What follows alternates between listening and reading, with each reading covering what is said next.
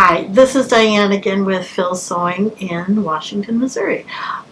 Today what we're going to do is I'm going to introduce you or to show you another foot.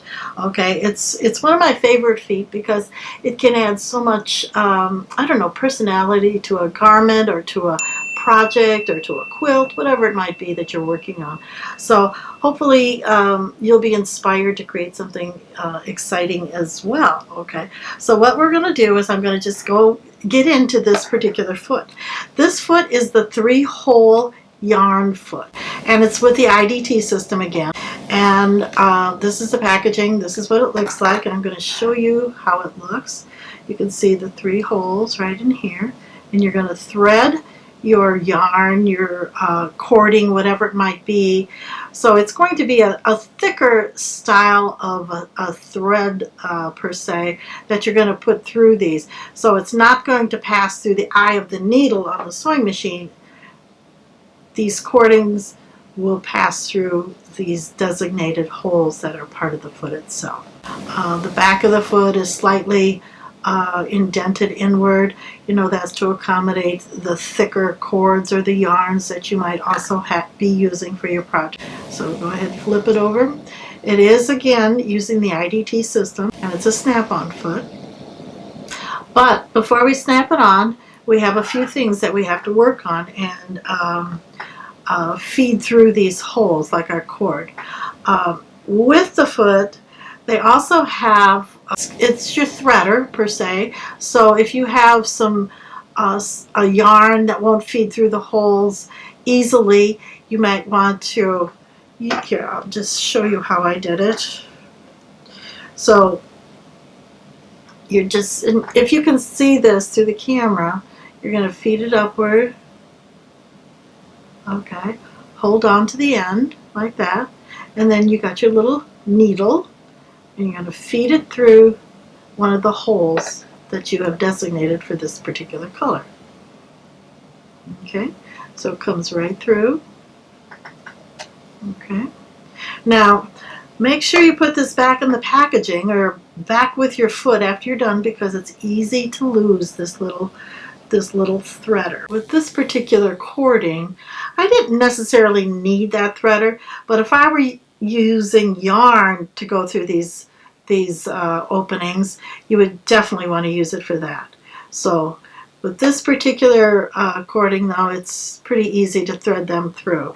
So I'm going to go ahead and thread the third one through. So what I did is I have a variegated cording that I'm working with, and I have a solid on the end. Once you get it threaded through, what I do at this point is I make a little knot with the 3 pieces together. So make your knot. Just, you know, it's always a good thing to leave at least 4 or 5 inches extra in your lengths of your cording so that you can go ahead and tie your knot. That didn't work so well, so I'll start over. Here we go. This one is a little bit better. You threaded these in the proper location, like in your right, center, and left position. They're going to stay in that position. So I'm going to go ahead and I'm going to attach this to the machine.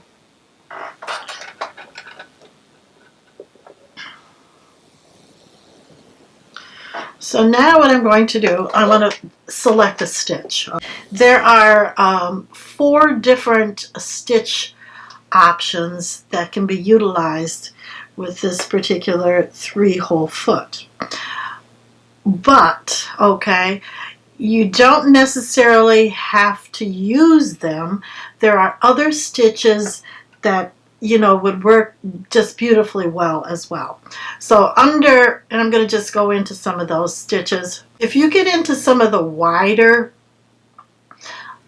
stitches, like the 9mm stitch and so forth, I'm going to, let's keep going, needle art. Let's go into this category. Okay. And you can see some of the widths on these. So anytime, if you select a design, say like let's just choose this one.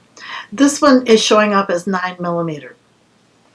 So you could definitely use that stitch right there if you wanted a little bit different look to your stitch out. Okay, so here again, experiment with the different stitches that we have, but just keep in mind though, try to find the ones that are 9mm in their width. Okay, so if you can find one 9mm that you want to utilize for this or to experiment with, go for it, try it, and see what your end results are going to be.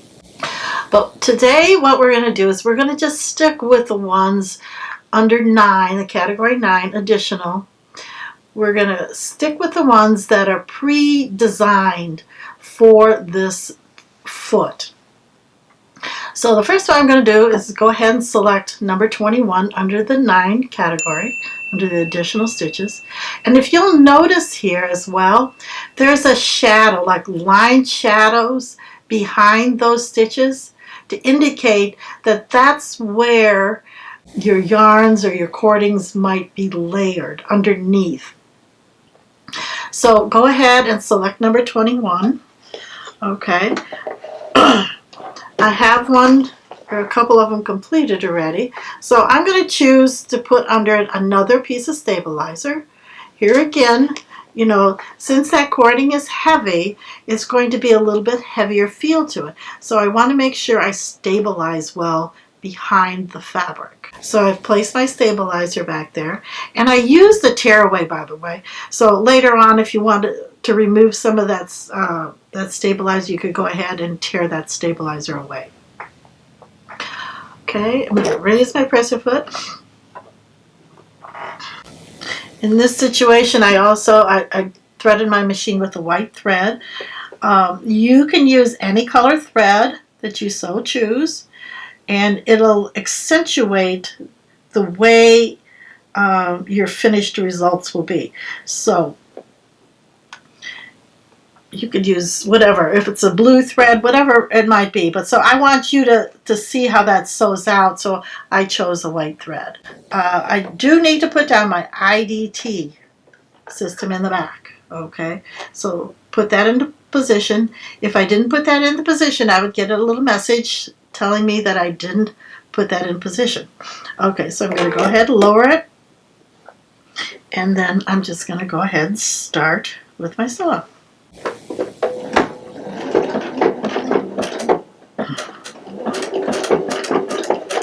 When you're doing this, you might want to take it slow.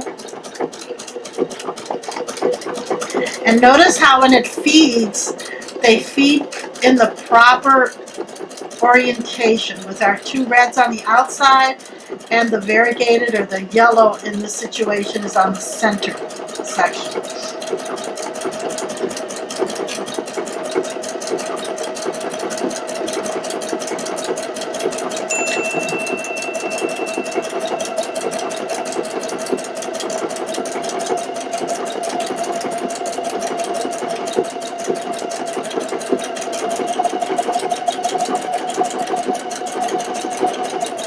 Okay, I'm just going to go ahead and cut my thread there.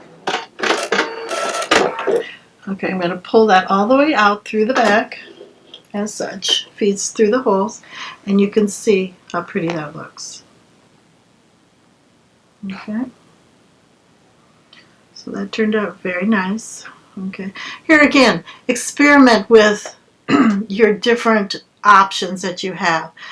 And like I've said in other videos, if you have the opportunity, do a stitch book, you know, that way you can see what those stitches will look like, you know, when they're applied to, you know, yarns, or not yarns, but in this case it's cording, but you might want to choose or decide upon using some yarn for your next project.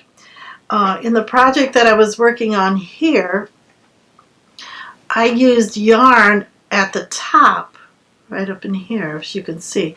It's a three different, well, it's 3 holes used in the situation, and the stitch that was chosen as well. So it does a really nice job with the yarns as well. So any type of a yarn or yarns, cordings, or heavy threads, you might want to put through and do an experiment with stitching it out to see how it looks on your project as well. I grabbed the accessory catalog book and I opened it up to page 48, and here it talks about the 3-hole yarn for the IDT system. Okay, so, and it also has different directions. So I say go ahead, open it up to that page if this is a foot that you'd be interested in, and it gives you a little bit of insight. It also talks about those 9mm decorative stitches that you can utilize with this foot as well. Hopefully you found this foot to be exciting and you would like to use it on your next project. Okay. Thank you, and please visit Larry and Annette at Phil's Sewing in Washington, Missouri for any questions that you might have, or give them a call, whatever it might be. Okay, thank you, and we'll see you later.